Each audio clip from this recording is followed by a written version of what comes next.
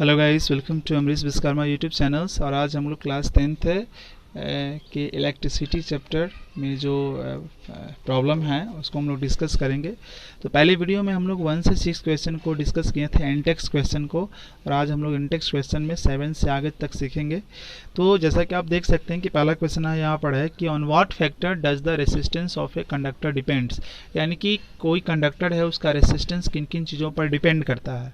ठीक है, तो आप इसका आंसर लिखेंगे कि रेसिस्टेंस जो होता है, रेसिस्टेंस वो डिपेंड करता है नंबर वन डिपेंड करता है लेंथ पर।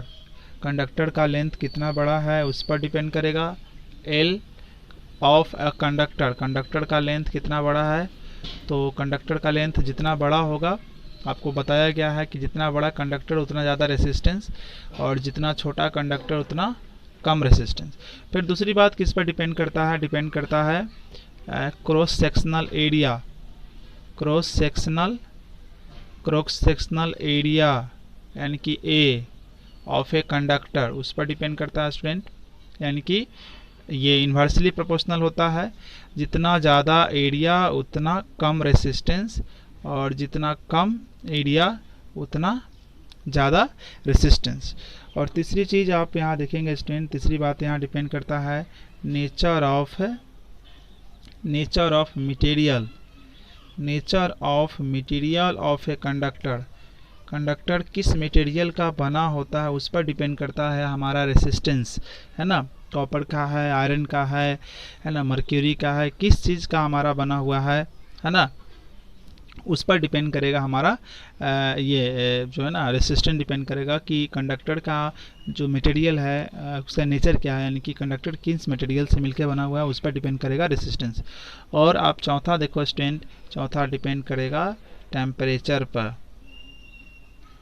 टेम्परेचर ऑफ द कंडक्टर का जो टेम्परेचर है उस पर डिपेंड करेगा रेसिस्टेंस। यानी कि चार इन चीज़ें हैं, इन चार चीज़ों पर हमारा रेसिस्टेंस डिपेंड करेगा स्टूडेंट। अभी स्टूडेंट हम लोग ये देखते हैं कि जो हमारा 8 नंबर क्वेश्चन है वो ये है कि will current flow more easily through a thick wire और thin wire of the same material when connected to same source why. Question ये कह रहा है कि आपके पास एक जो है एक थिक वायर है, यानी कि एक थिक वायर है हमारे पास, और एक हमारे पास थिन वायर है, ठीक है, और दूसरा हमारे पास थिन वायर है।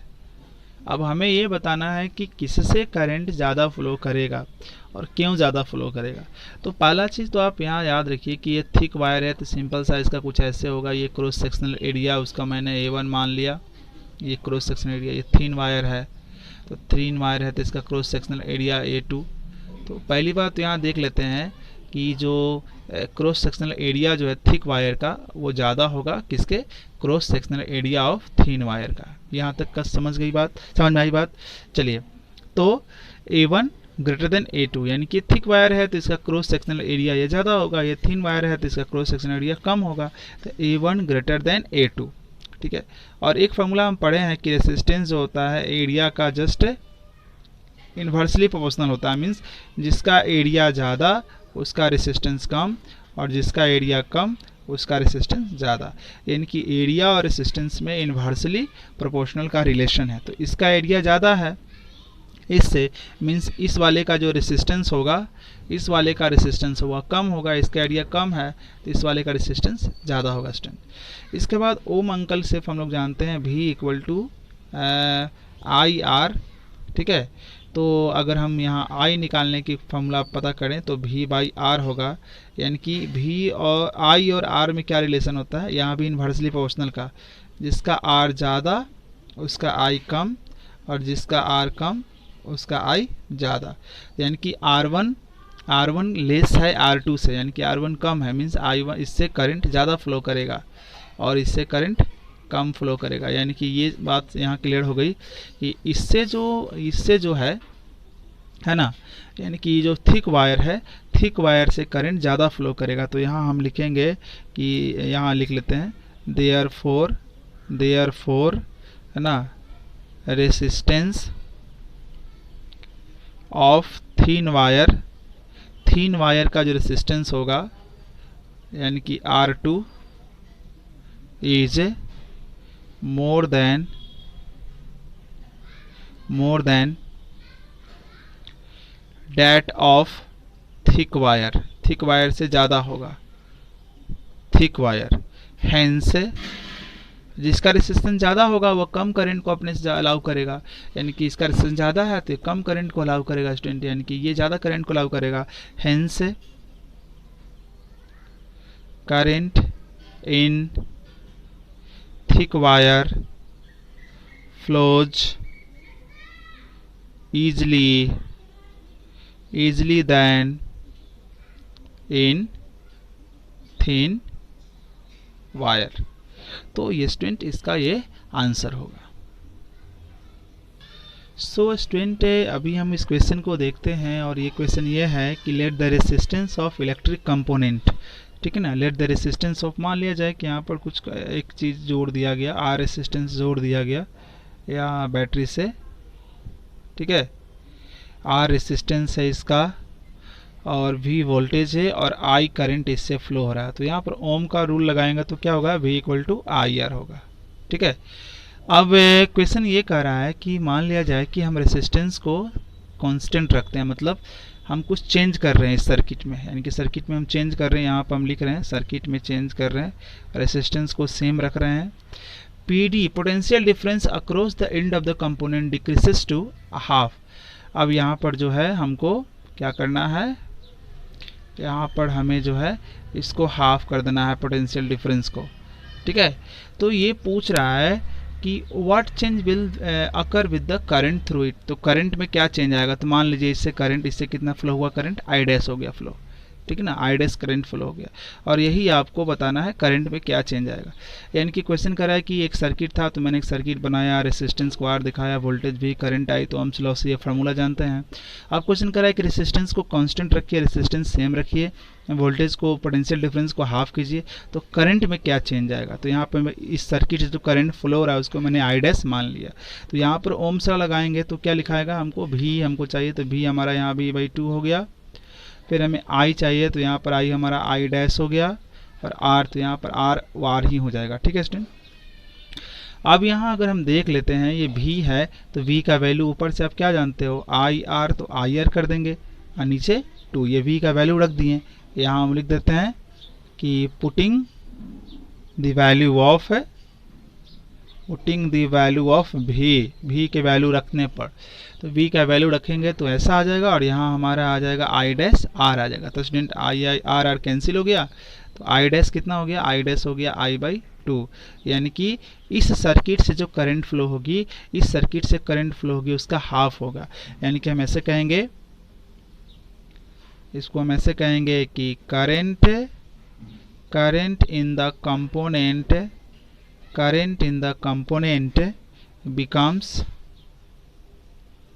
becomes half of its former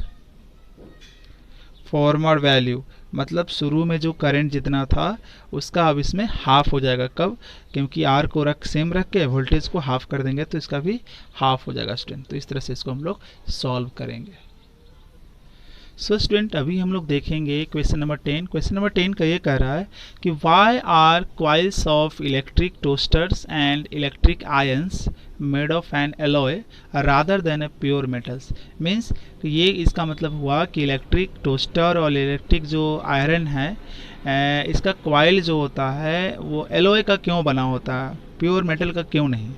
alloy का क्यों बना होता है, प्योर मेटल का क्यों नहीं बना होता, ठीक है।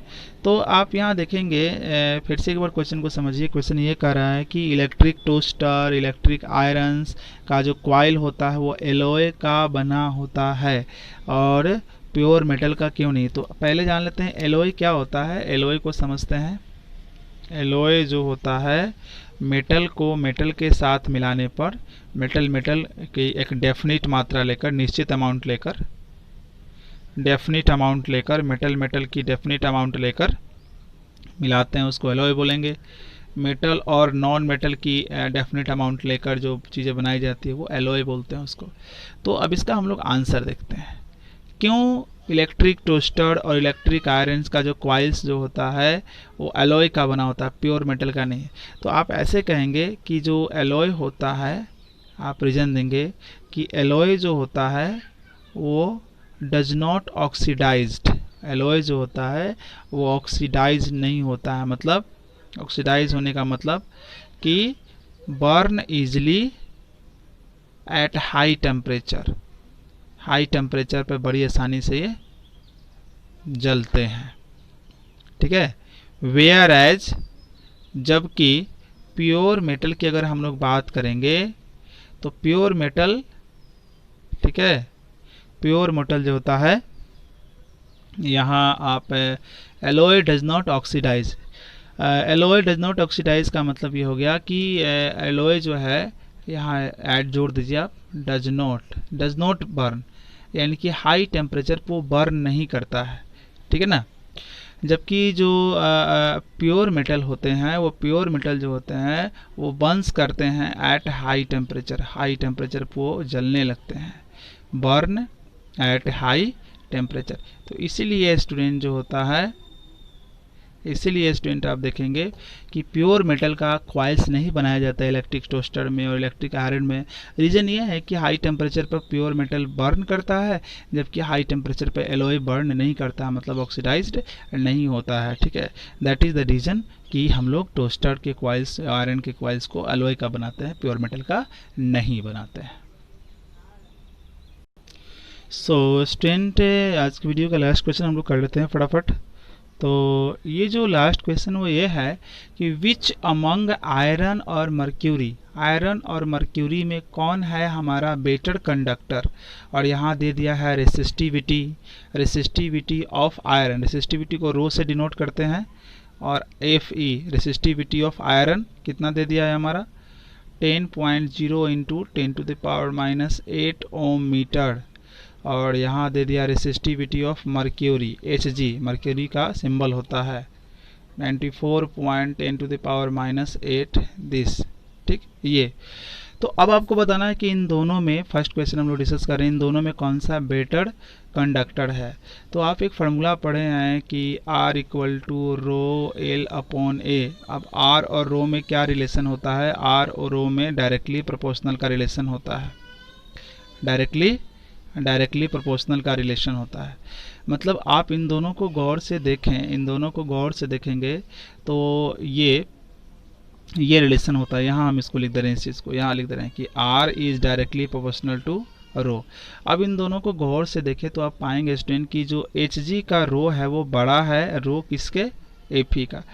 तो R और रो डायरेक्टली प्रोपोर्शनल है, जब रो Hg का बड़ा है तो डेफिनेटली जो है कि जो Hg का रेसिस्टेंस होगा वो भी बड़ा होगा, किससे, Fe से।